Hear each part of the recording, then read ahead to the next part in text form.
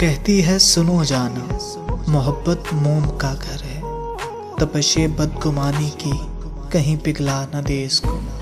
मैं कहता हूँ कि जिस दिल में ज़रा भी बदगुमानी हो, वहाँ कुछ और हो तो हो, मोहब्बत हो नहीं सकती। वो कहती है सदा ऐसे ही क्या तुम मुझको चाहोगे, कि मैं इसमें कमी कोई गवारा कर नहीं सकती।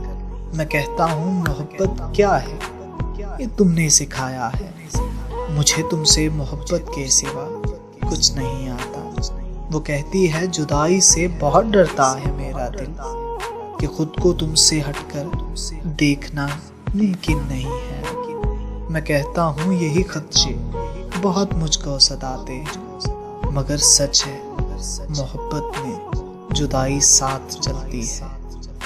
वो कहती है बताओ क्या मेरे बिन जी सकोगे तुम, मेरी बातें मेरी यादें मेरी आंखें भुला दोगे।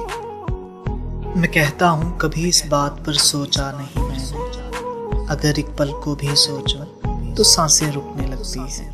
वो कहती है तुम्हें मुझसे मोहब्बत इस कदर क्यों है, कि मैं एक आम सी लड़की तुम्हें क्यों खास लगती हूँ। मैं कहता हूँ कभी खुद को मेरी आंखों से तुम देखो, मेरी दीवानगी क्यों है ये खुद ही जान जाओगी।